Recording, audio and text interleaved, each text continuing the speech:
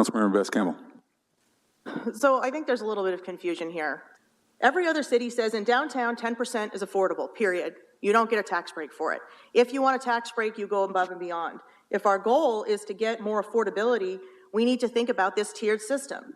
Yes, we will be losing money that goes to schools. I'm well aware of how all of this works. But what I'm more acutely aware of is other cities have made this work. Bothell is not doing badly in terms of development. I looked over their land use. What they have is something that makes sense in terms of giving affordability to the community and providing tax breaks for extraordinary measures. We're offering a tax break here for the basic measure that every other city has as a base level.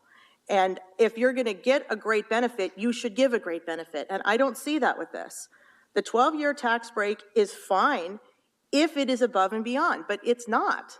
The way that we have it written now, and this is as part of our table that we received in the staff report, you show land use on one side and the MFT program availability on the other. Every other city is doing this. And if we're being honest about our conversation with MFTE and affordability, it should be completely separate, and I've said this before, separate from Green Partners. We should be doing this standalone. But what we've created is this sense of urgency that we gotta pass it. We can't talk about it, we need to do it now. If we don't do it now, we're gonna have this on the books and we're gonna be giving away a tax benefit at a level that every other city is gonna laugh at.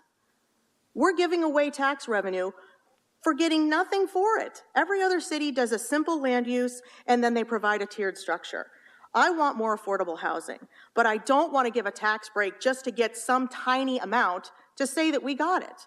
If I'm going to give a lot of tax money away, I'm going to make sure that we get a lot of housing. This is the top tier. This is, you came in and you gave us a great offer. Yes, we will give you this affordability level.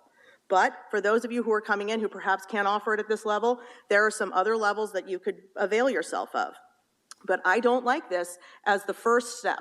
We're giving it all away in the first step. We're never going to get above this affordability level if we offer it as our first offer. This is you really have to prove to us that you're going to give something back to the community. So I'm fine giving this money away if we can get more housing. Just doing the simple math here. If we had a 10% land use in all of downtown, that would increase the number of affordable units at Green Partners at this potential new site by 50 units. And we would have to pay zero. We would lose zero money in tax revenue. If they would like to take advantage of a next level, they would have that base 10%, they'd have to bump it to 15%. That's how we get this affordability. You work together with them. But there has to be a toehold for affordability that doesn't require a tax exemption. So to be clear, since there seems to be some misunderstanding here, this is a great program, this is a great option, but it is not the first line of defense. This is you need to give us something more to get to this level. So if we have this in there, we've got to add land use. And I know that there was some conversation in the last meeting to talk about land use. I haven't seen it here tonight, but I would like to continue this so that we can actually look at what Bothell is providing.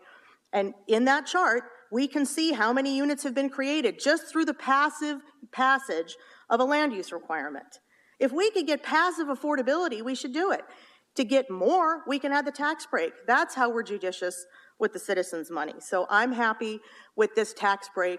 I'm happy to provide it for extraordinary measures, but at 10% of the entire project, I don't think it's extraordinary. I don't think it's worth it.